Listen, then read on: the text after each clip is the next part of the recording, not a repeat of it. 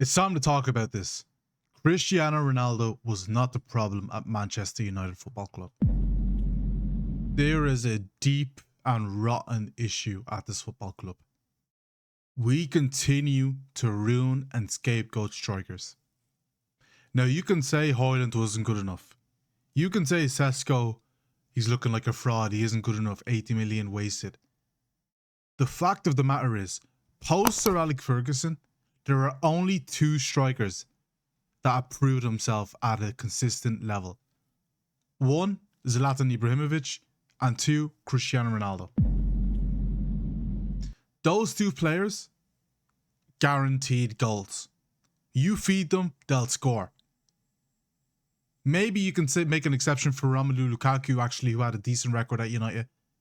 But then again, that's Mourinho.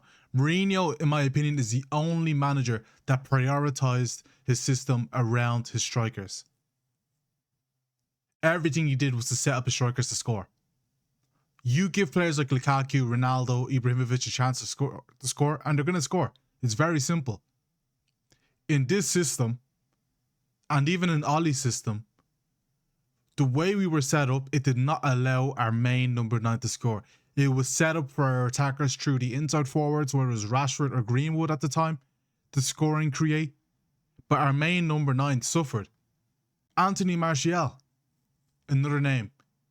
A player that had a Ballon d'Or contract clause in his contract. Yes, he didn't live up to his heights, but he was a talented footballer. And when he moved up to the number 9, you could see he had the ability, but still he was being starved. Rashford, when he gets played at number 9 for Man Utd, he gets completely starved. It's a completely different scenario in Hansi Flick's Barcelona system, where you see Barcelona, the way they set up and the way their attack is structured, it's literally triangles everywhere. The striker will be found. And that is a team, yeah, I know Rashford scored a header against Newcastle in the Champions League, but that's a team that doesn't even cross the ball. They play simple, direct football. Man United, on the other hand, we continue to confuse ourselves with how we want to play, how we want to attack, our patterns. Everything is just all over the place. And it's not just Amarim. It was the same with Ten Hag.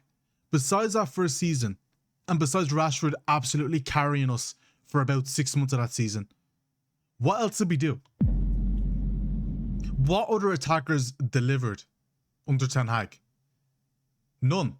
It was Rashford who had obviously that good season, and the second Rashford fell off, the goals dried up. We scored a lot. We barely scored under Ten Hag. And again, that was another issue. Ten Hag refusing to play Ronaldo. Ten Hag scapegoating Ronaldo. The guy that consistently... I want to apologize as well, actually, because I was someone that backed the manager over a legend of this football club. I'm someone that said, you know what, Ten Hag came in, we're going to back him no matter what.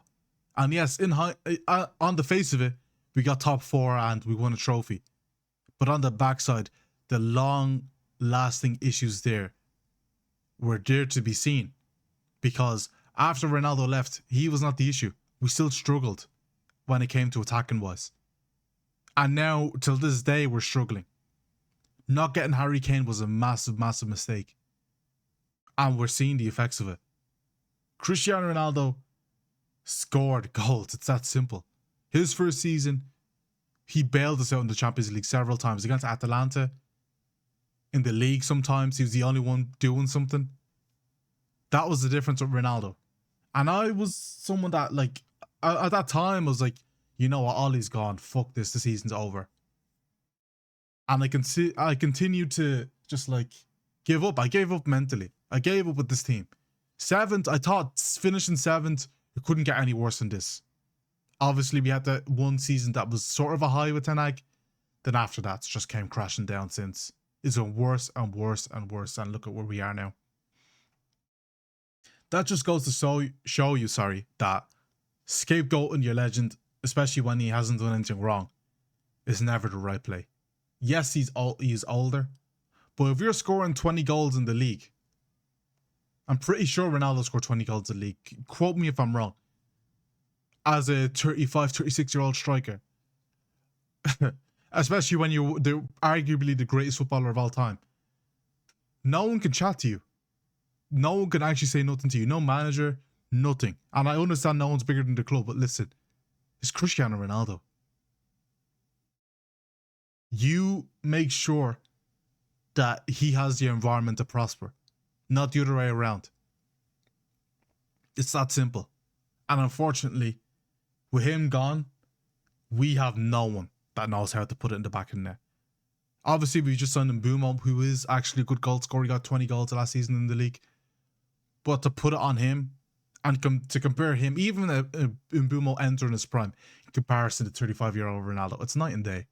Ronaldo scores goals. It's what he does.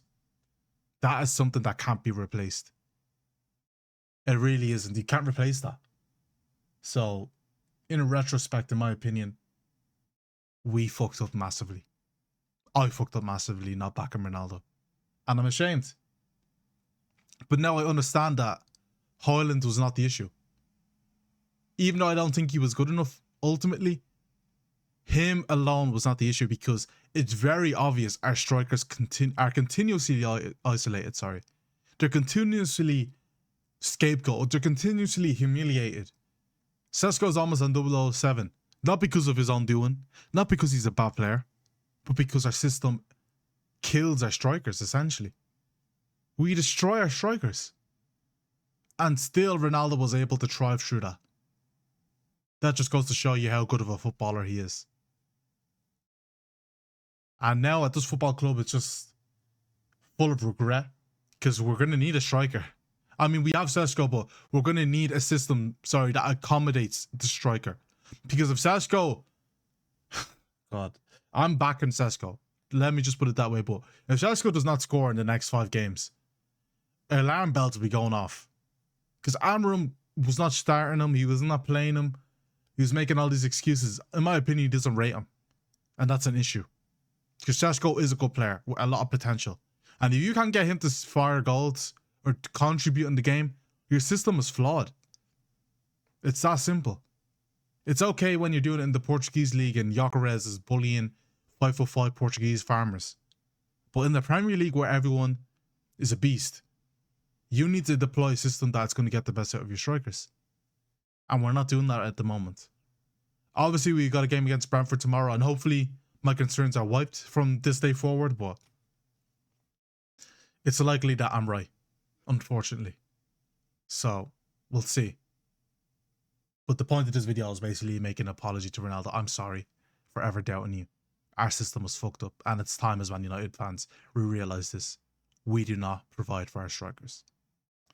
Thank you for watching. Make sure you like and subscribe, guys, and I'll talk to you in the next one. Peace.